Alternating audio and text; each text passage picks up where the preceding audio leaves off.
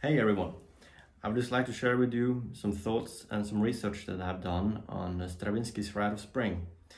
Since I already did one video of a manuscript version of a big famous orchestra excerpt for bassoon, namely Berlioz's Symphonie Fantastique, the fifth movement there, then I was thinking maybe I'll do something similar again, but this time digging even more into the manuscript and also a little bit of the stories around, so just to let actually bassoonists know what you're playing here.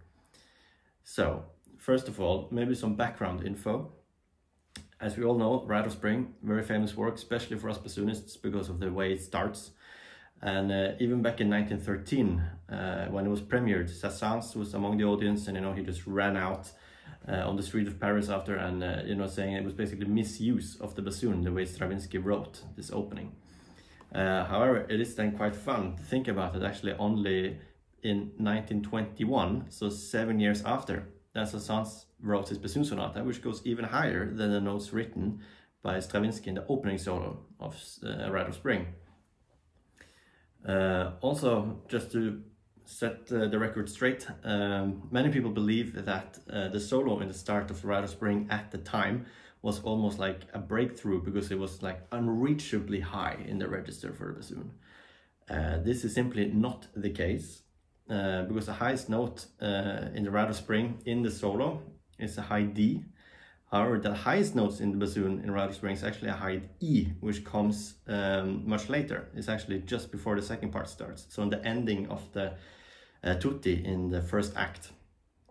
However, this high E is also actually nothing special because Wagner already wrote a high E in 1845 in Tannhäuser, which is then 68 years before Stravinsky did.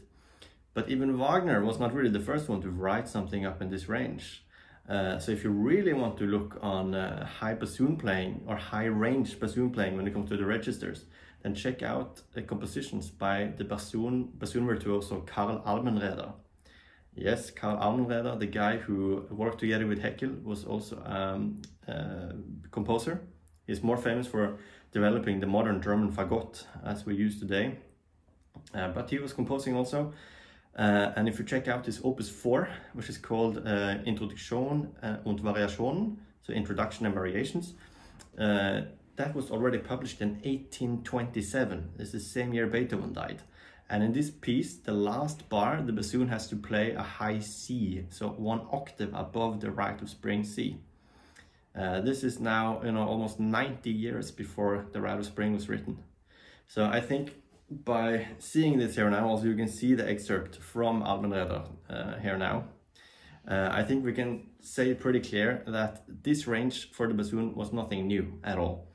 However, I think the reason why the bassoon solo caused a lot of reactions was because it was quite unexpected. And also keep in mind that this solo was premiered in Paris, meaning most likely it was played on a bassoon, not a German fagot. And the bassoon has a much easier high range than the bassoon does, simply due to its bore and the way it's constructed. So it wasn't that big of a deal. However, some of the difficult things for the bassoonist or the bassoon player was most likely, some of the finger combinations throughout the solo. But the range itself was actually quite okay.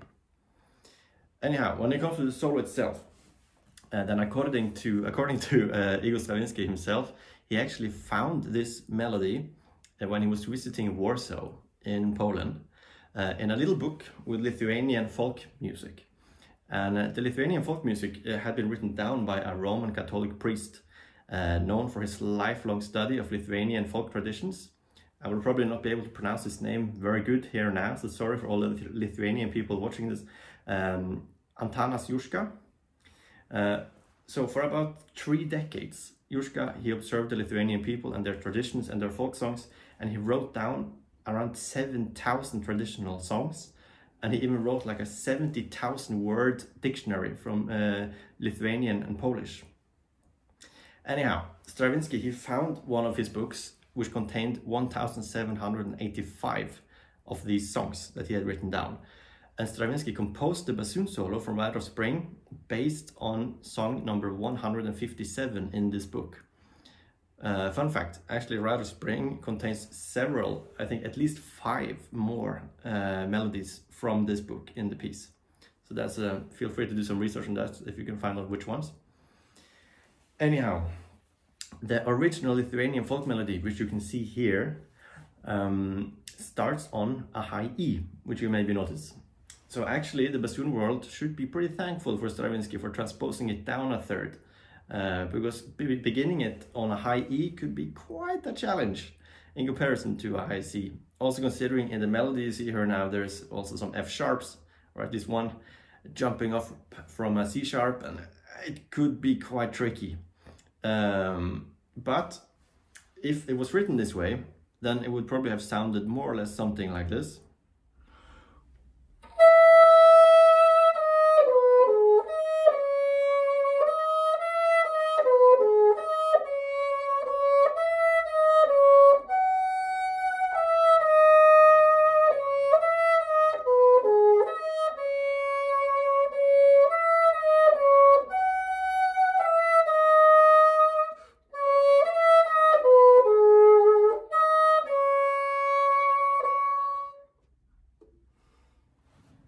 A lot of fun, but not very easy.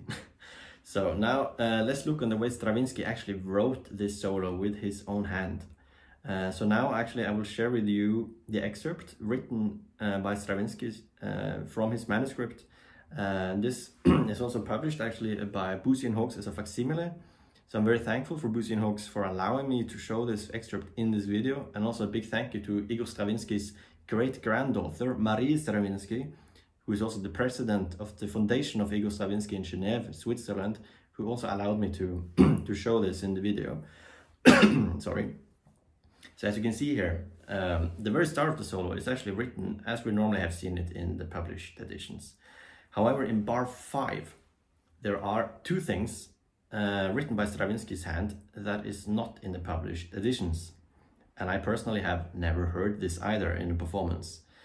So actually now, fun fact, I'm actually playing Sacre in the opera this week with the ballet, and I'm doing this one now, so who knows, maybe it will be one of the first times this is actually heard in this way. Anyhow, there is a crescendo there, as you maybe can see, on the G flat to the C, and the C also got a staccato on it. Because normally we bassoonists, we do just the opposite, we phrase into the G flat and then we sort of phrase off and do a diminuendo up to the C. Again, to sort of show off how much control we have over the C by playing it soft and blah, blah, blah. Another thing to notice is this poco accelerando or poco accel, which is written by Stravinsky on the second beat, not on the first one as shown in the published editions, as you can see there. This poco accelerando applies, I believe, much more to the E flat clarinet, which happens to enter exactly where the poco accelerando starts. Because I also see there is enough space actually on the manuscript paper to write poco accelerando on the first beat, if the composer would have wanted it there. So I think the rest of the solo is basically the same as the printed version we have all seen before. So to go on a little bit to the next solo, when it comes to the solo starting on the C flat, which is the next big place basically, there are some fun things to notice of this solo. The end of the solo has been played two different ways for quite many years. And there are always a little fight between who is right and who is wrong on this. So the first version many people do is to play the A flat on the fermata, and then after the fermata, like on the downbeat on the next bar, they play an F. The second version is to not play this F on the downbeat, but to just stay on the A flat. Personally, I'm not 100% sure about this, but I think I might have found out why we play it differently. As we can see in the manuscript here, Stravinsky has accidentally written the last two notes in the solo down a third. Maybe he was just suddenly thinking in viola clef, or he forgot a letter line, or he simply just overlooked it. I don't know what the reason is. But when then he probably proofread a published version after, he probably told the editor something like, can you please just transpose up the two last notes in the bassoon solo a third up? I mean, I just did it wrong somehow. And then the editor did that, but didn't transpose up the note after the fermata as well. So today we have this printed version, which we all have seen, which is a mistake. because even if the published version was the right one, then the editor still messed up actually, because since the manuscript has this written as an F flat, then the published version should also have an F flat after the A flat. So this is also a mistake. So for those of you who still believe there should be an F after the fermata, it should be an F flat. However, I really don't think that's the case. To those of you who maybe start then to consider something different, like, but what if actually Stravinsky wanted those notes down a third, like it is written in the manuscript? Then I would just like to add that we are actually very fortunate to have recordings of Le Sacre du Printemps by Stravinsky conducting. So I think we can say with certainty that the notes written down a third in the manuscript is not something that Stravinsky wanted here, because then he would have told it to the principal bassoonist, and then also we would have heard it in the recording that he did with the orchestra. So after having analyzed all of this, then here are some of my own thoughts regarding this solo. The opening C is very often starting from niente, so absolutely nothing, and you sort of enter from there and do a crescendo. People who do this kind of interpretation, they often do it and they have this nice little story, you know, like, oh, the first note of Rite of Spring is like the first piece of grass growing out of the soil, you know, in the spring, and it should come out of nowhere. Yeah, that's a very beautiful picture and a very nice idea, and I like that. However, very often this kind of interpretation makes the first C really long, and it becomes like a whole science around this first note, how to create this note. And considering now we know that this is actually just a folk melody, then I really doubt that the folk melody was sung in this way. Many bassoonists see it as a nice way to sort of show off, you know, that they're able to start the C very soft, either by choosing a reed for only this purpose or for choosing a slightly different fingering to facilitate this kind of interpretation.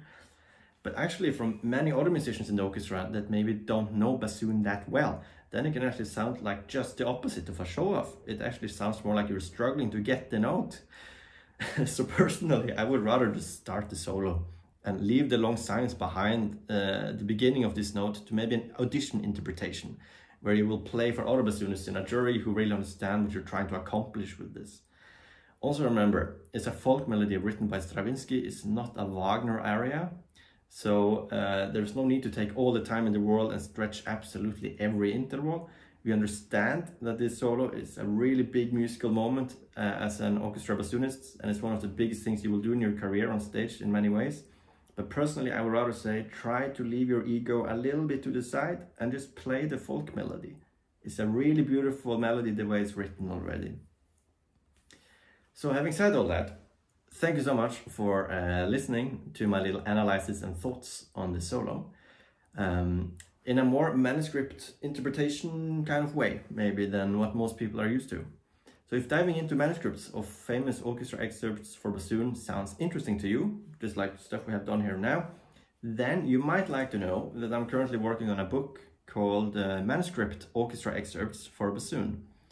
There I will include tons of famous and challenging bassoon phrases from the orchestra literature in manuscript form. Right now the content list alone for this book is around 12 pages, and it's still not finished. Actually, there's still a lot of work that needs to be done. But when it finally is available, then I will post it to my website, Facebook, and also in the description of this video. So if you're interested in that, then you might want to come back to this video to check it out if it's available. Until then, stay curious and study manuscripts.